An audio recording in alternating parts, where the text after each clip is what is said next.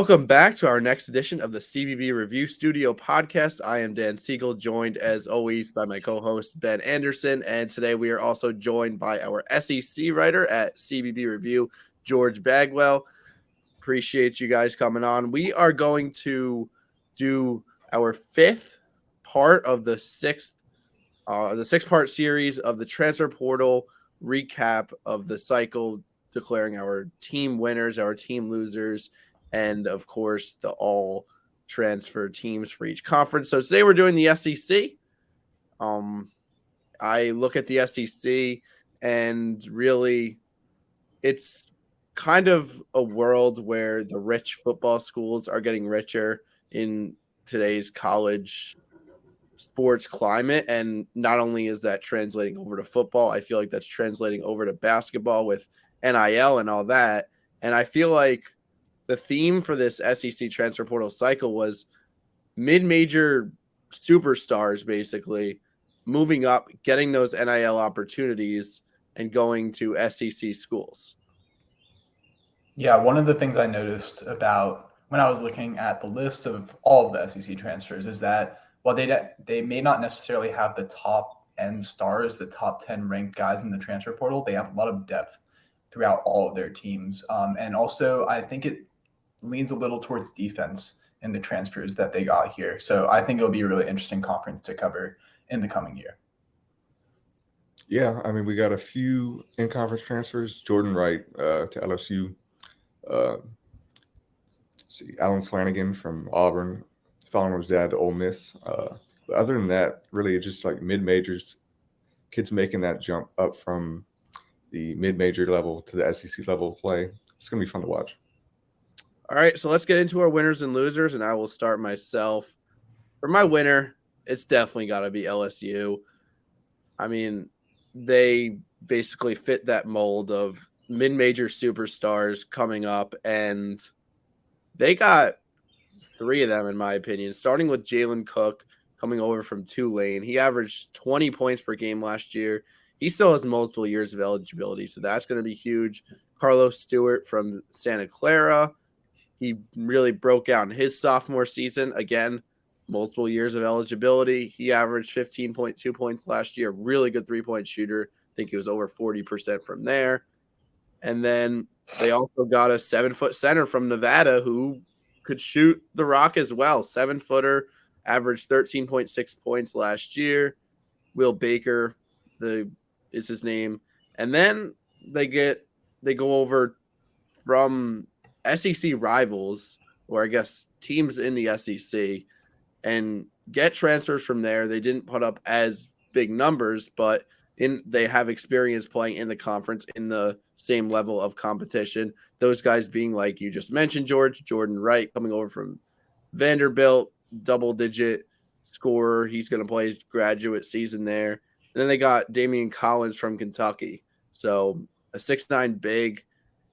He has not played much, but just the raw potential there makes it a definitely a notable addition there. So you look at LSU, they're coming off basically a really bad year last year. They really needed some sort of surge in the offseason, and they retooled. They added players from all their needs 1 through 5. And they have, like I said, some of them high performers at lower levels, some of them not as high performers, but at higher levels. And you're always going to lose a little. We'll talk about the departures, but the departures are really not a huge deal. I think the additions heavily outweigh them. So LSU is certainly a winner in this cycle. Yeah, absolutely. I don't think you can argue that anything but for LSU, and I'm really excited to see what that looks like for a year 2 coach in Matt McMahon. All right, so George, what did you have as your winner? As my winner, I had Mike White's Georgia Bulldogs. They picked up some great pieces. Starting off with Jalen Deloach, might be the best incoming transfer on the defensive side of the ball coming into the conference. Absolute dog, classic Mike Rhodes guy. They also picked up RJ Sunahara, a key piece from that Nova Southeastern D2 championship. I think he averaged 18 points per game. Really a key contributor there. RJ Melendez from Illinois never really found his full potential there, but get him in Mike White's offense. I really think there is potential for him to go up 10 points per game score at least, especially in this offense with Cario Oquindo gone. Oquindo was the heartbeat of last year's team, but as we know, that team wasn't really that good. It's sitting around 500, I think 16-16 on the year. So replacing him with these guys like Noah Thomason coming over from Niagara, great dude, great player, especially on the offensive end. Russell Chewa coming over from South Florida, another great defender. Should fit with Deloach great in the front court. In terms of the losses, besides Oquindo, it's really minimal. They did lose Braylon Bridges to graduation, but other than that, this team is going to be reloaded, and I'm really excited to see what Mike White can do in his second year. Yeah, right. Absolutely. And then what do you got, Ben? So I have the Ole Miss Rebels as my winner. They brought in a bunch of stuff that I think you can only qualify this as a success for Chris Beard in his first year in Oxford. They do have some key departures. Obviously, you'd like to keep Amari Abram. He really played well as a true freshman. And James White has some potential as well. But if you look at the additions, I mean, this is set up to be an elite defensive team. And I'm really excited to see what they have to offer down with the Rebels, starting off with Musa Cisse, inarguably a top 5 defender in college basketball last year. Could make a case for number 1. He's a shot blocking machine, and I'm really just excited to see what he looks like along with Jamarian Sharp, who, as everyone knows, 7'5", over from Western Kentucky. Can't do much other than block shots, but when he does block shots, it's really a great sight to see. Austin Nunez didn't have a fantastic year at Arizona State, but it was his true freshman year, and he still got minutes under Bobby Hurley. Same thing for Brandon Murray. He transferred from LSU to Georgetown. That didn't really work out for him, but now he's back in the SEC, and I do think he still has a lot of potential. And then you finish it off with Alan Flanagan and Jalen Murray. Jalen Murray has a lot of assisting potential, so I'm really excited to see what that looks like, maybe as a guard off the bench from St. Peter's. And then Alan Flanagan has been a staple for a long time in the SEC over at Auburn. He's been a bit up and down, but he has shown that he can compete at a high level on a really good team. Really, I do think with the return of Jamin Brakefield as well, this sets up a really solid core for the future for Chris Beard and Ole Miss.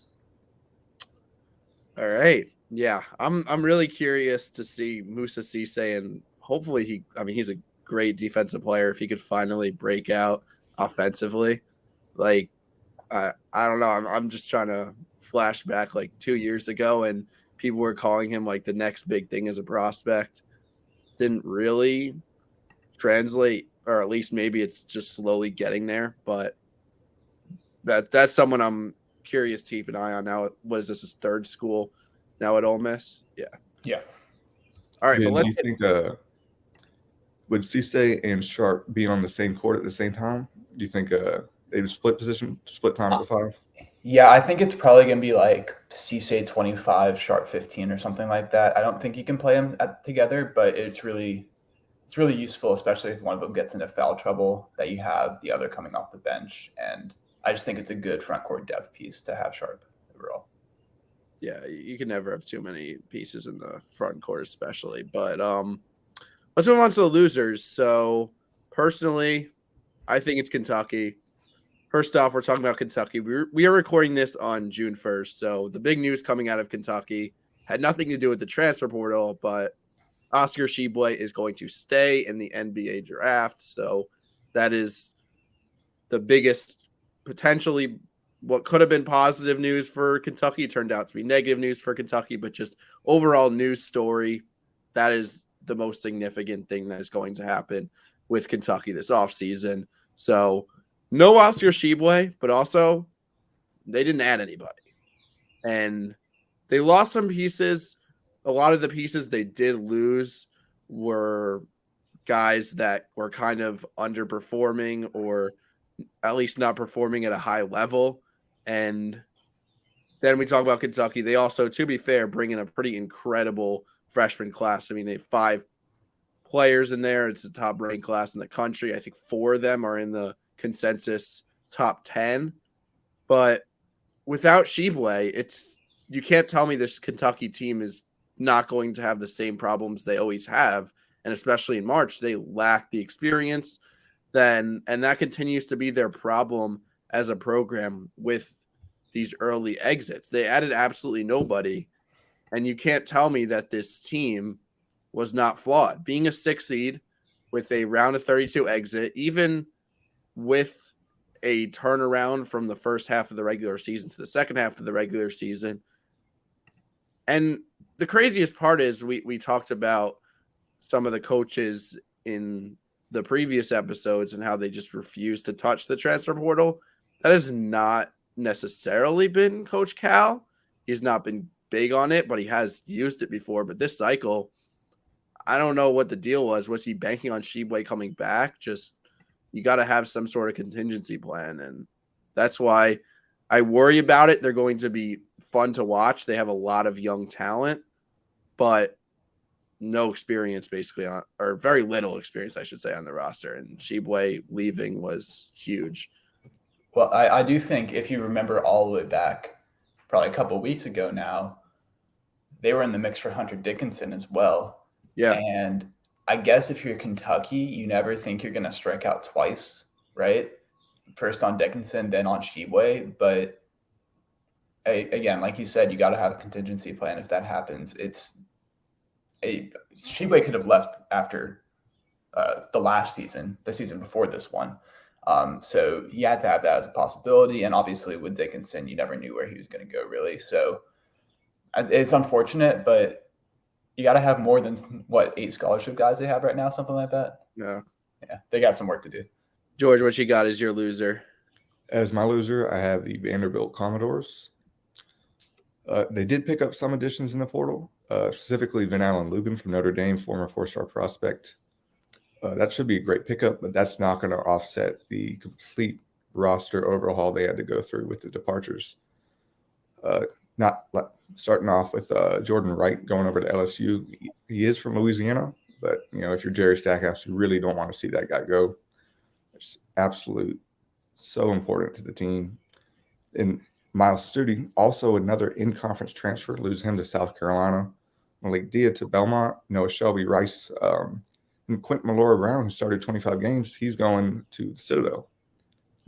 Tyron Lawrence, he might come back. There's been some smoke in the mirrors about that.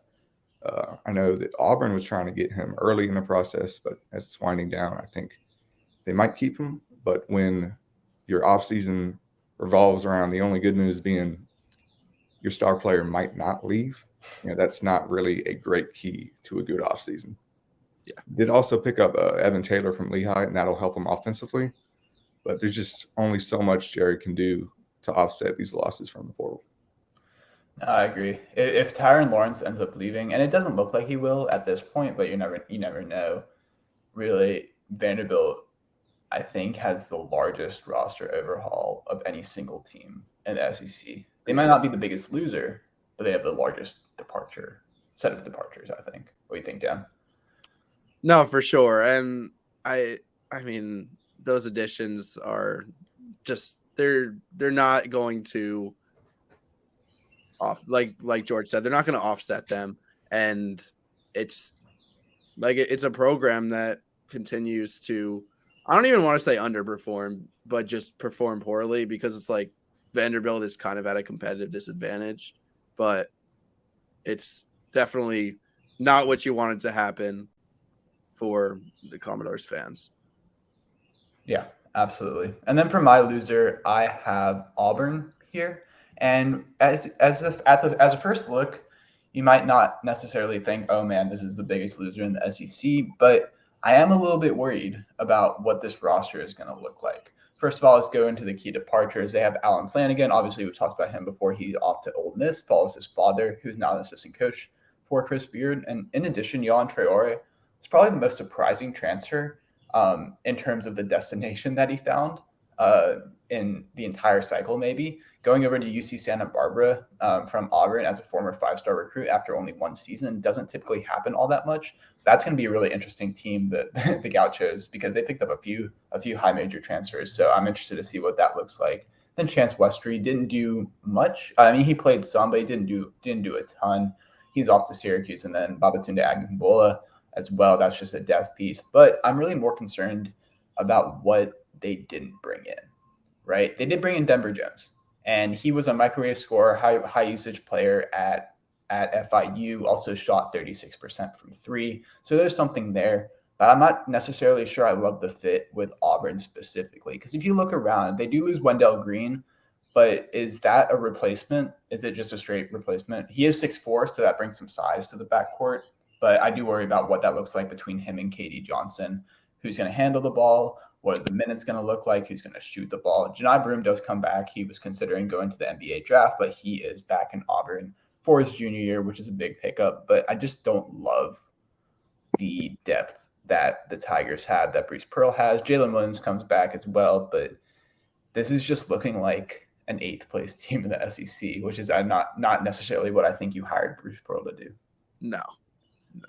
That's Auburn's roster outlook is definitely not looking good once again, and we'll see. I mean, surprises do happen, but I agree they're definitely looking towards that bottom tier. Yeah, 8th is a fair way to put them. But before we head off, we are now going to talk about our all SEC transfer teams. So just the best 5 players that transferred in, regardless of team.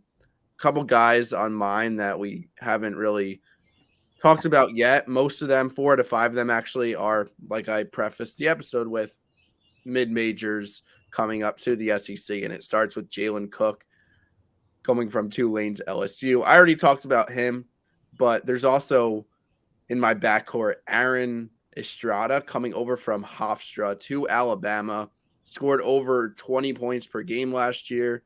He's a good rebounder, especially for a guard, 4.3 assists. I mean, he's just anything you would want from a player from that level. That's what Estrada provides. He also plays very solid defense. He could create his own shot. I think he can make the jump up to a team like Alabama and play in that system, even coming from Hofstra. And that's high praise for that guy. Dalton, is it Knecht? I think it's Connect, but yeah. Knecht, okay. Coming over from Northern Colorado to Tennessee, also over 20 points per game. Good 3-point shooter. He's, I think, 6'6", 6'7" so he'll play on the wing for Tennessee. Good rebounder. Chris Ledlum coming over from Harvard, also to Tennessee, and in the front court, very high volume scorer, 18.8 points per game, 8.5 rebounds, and then this is the guy you talked about, Ben Musa Cisse.